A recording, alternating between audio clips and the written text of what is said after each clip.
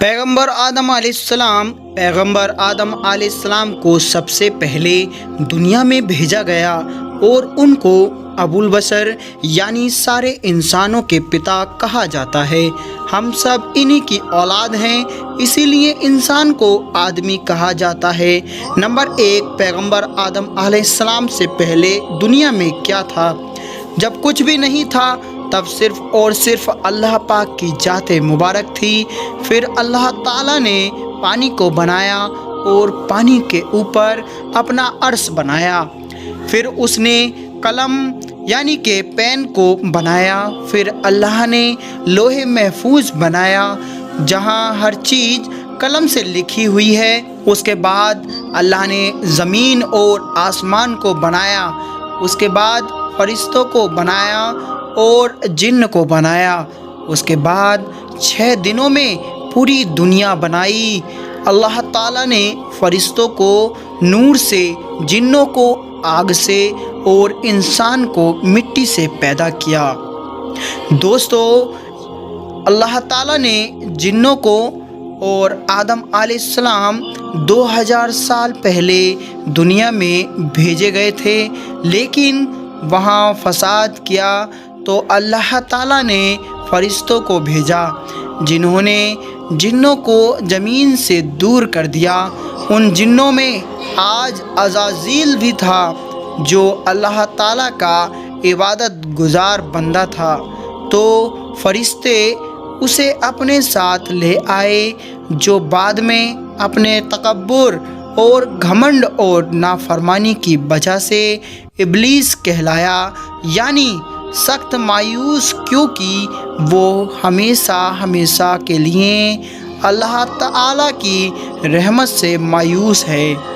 Number 2، حضرت آدم علیہ السلام کی پیدائش کب ہوئی؟ حضرت آدم علیہ السلام کی پیدائش، پھر اللہ نے حضرت آدم علیہ السلام کی پیدائش کا ارادہ فرمایا اور فرشتوں سے کہا کہ میں زمین میں خلیفہ بنانے والا ہوں۔ تو فرشتوں نے اللہ سے کہا، اللہ تو انسان کو کیوں بنانا چاہتا ہے جبکہ ہم تو موجود ہیں جو دن رات تیری حمد اور تسبیح کرتے ہیں۔ یہ انسان بھی جنوں کی طرح زمین میں جا کر فساد کریں گے اور ایک دوسرے کا خون بہائیں گے۔ اللہ تعالیٰ نے کہا، جو میں جانتا ہوں وہ تم نہیں جانتے، یعنی اللہ تعالیٰ انہیں کیوں بنا رہا ہے یہ اللہ کو پتہ تھا۔ بے شک میں بنانے والا ہوں زمین میں اپنا نائب۔ انہوں نے کہا، تو اسے نائب بنائے گا جو وہاں فساد کریں اور خون بہائیں، اور ہم تیری حمد کے ساتھ تیری تسبیح بیان کرتے ہیں اور تیری پاکی بیان کرتے ہیں۔ فرمایا، بے شک میں جانتا ہوں جو تم نہیں جانتے۔ سورۃ وقر آیت 29 اور 30۔ اللہ تعالیٰ نے زمین سے مٹی منگوائی تو فرشتے پوری دنیا سے تھوڑی تھوڑی مٹی لے آئے۔ مٹی تھوڑی کالی، تھوڑی لال، تھوڑی براؤن تھی، اس لیے انسان کی شکل ہر طرح کی ہے۔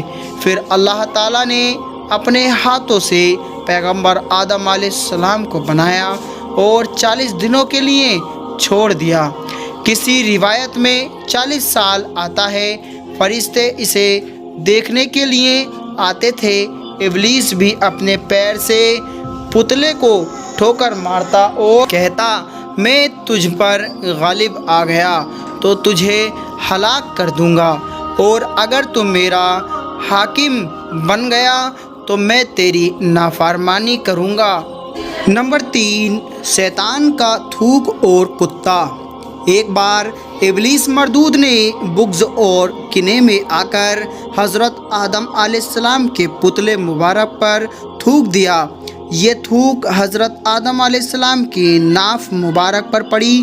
اللہ تعالیٰ نے جبرائیل علیہ السلام کو حکم دیا کہ اس جگہ سے اتنی مٹی نکال کر اس مٹی کا کتا بنا دو، تو اس شیطانی تھوک سے ملی مٹی کا کتا بنا دیا گیا۔ یہ کتا آدمی سے مانوس ہے، بیکاز چونکہ مٹی حضرت آدم علیہ السلام کی ہے اور گندا اس لیے ہے کہ تھوک شیطان کی ہے۔ رات کو جاگتا اس لیے ہے کہ ہاتھ اسے جبرائیل علیہ السلام کے لگے ہیں۔ روح البیان جلد 1 صفحہ 68 نمبر 4 جسم میں روح کا داخل ہونا۔ جب وہ مٹی مضبوط ہو گئی اور سوکھ کر ٹھیکرے کی طرح آواز کرنے لگی، اور جب آدم علیہ السلام کا پتلا پکا ہو گیا تو اللہ تعالیٰ نے اس میں روح پھونکنے کا ارادہ فرمایا۔ اللہ تعالیٰ نے حکم دیا کہ جیسے ہی میں آدم علیہ السلام میں روح پھونکوں تم سب سجدہ کرنا۔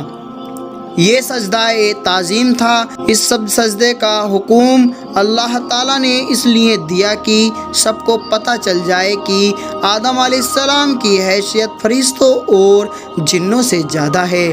جب روح پھونکی تو روح سر میں داخل ہو گئی اور آدم علیہ السلام کو چھینک آئی تو فرشتوں نے کہا کہ آپ کہیے الحمدللہ، یعنی تمام تعریف اور شکر اللہ ہی کے لیے۔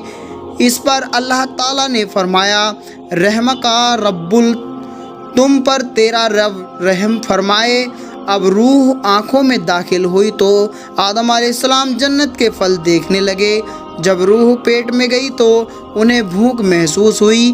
جب روح پیروں میں گئی تو انہوں نے چلنے کی کوشش کی۔ اس پر اللہ تعالیٰ نے قرآن میں فرمایا انسان جلد باز ہے۔ نمبر 5 ابلیس کا گھمنڈ۔ جیسے ہی اللہ تعالیٰ نے روح پھونکی تو سارے فرشتوں نے سجدہ کیا سوائے ابلیس کے۔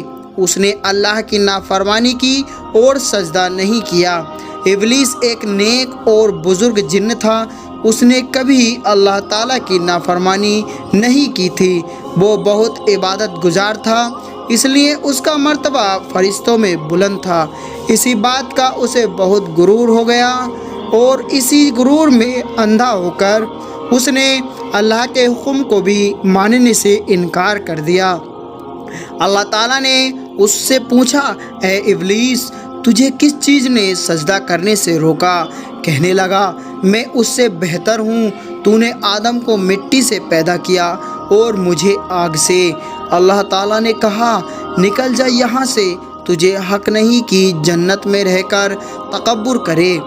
ابلیس کہنے لگا اے اللہ مجھے قیامت تک کی مہلت دے کہ میں زندہ رہوں۔ تو اللہ تعالیٰ نے اسے مہلت دے دی۔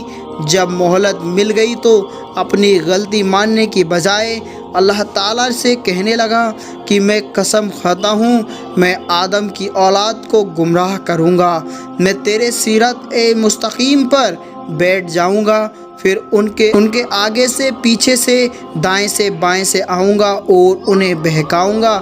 آپ ان کی اکثریت کو یعنی زیادہ تر کو شکر گزار نہیں پائیں گے۔ میں انسانوں کے گناہوں کو ان کے لیے خوبصورت بنا دوں گا، سوائے تیرے مخلص بندوں کے وہ میرے بہکاوے میں نہیں آئیں گے۔ اس پر اللہ تعالیٰ نے اس سے کہا تو نکل جا یہاں سے، آدم کی اولاد میں سے جو تیرا کہا مانے گا اور تیرے ساتھ چلے گا میں تجھے اور ان کو سب کو جہنم سے بھر دوں گا۔ جو گمراہ ہوں گے تیری پیروی کریں گے یعنی تیرے قدموں پر چلیں گے، ان کے وعدے کی جگہ جہنم ہوگی، لیکن میرے مخلص بندوں پر تیرا زور نہیں چلے گا۔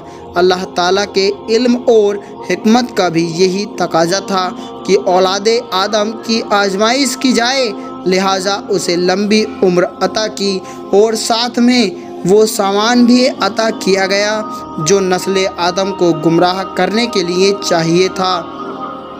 نمبر 6 پیغمبر آدم علیہ السلام کو علم عطا کیا گیا، یعنی کہ پھر اللہ تعالیٰ نے آدم علیہ السلام کو علم عطا کیا اور تمام چیزوں کے نام سکھائے۔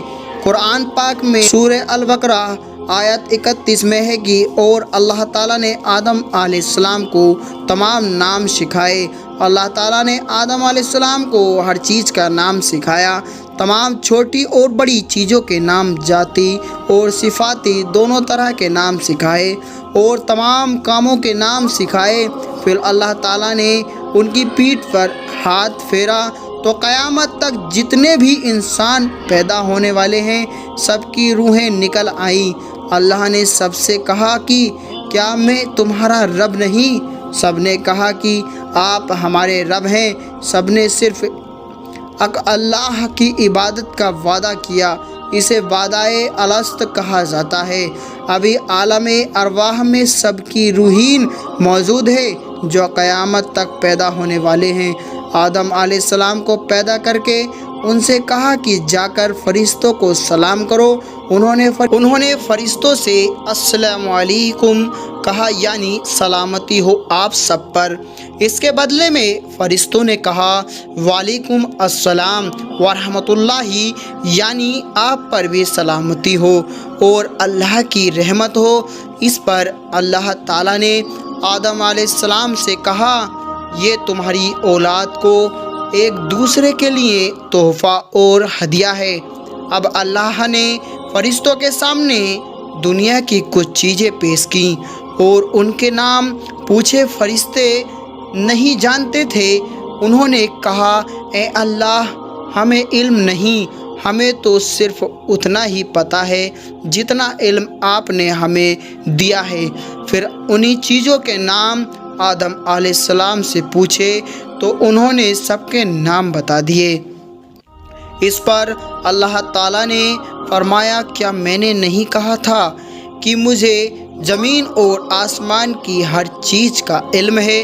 جو تم ظاہر کرتے ہو اور جو تم چھپا رہے ہو آج میں بتا دوں گا۔ پیغمبر آدم علیہ السلام کو جنت میں بھیجا گیا۔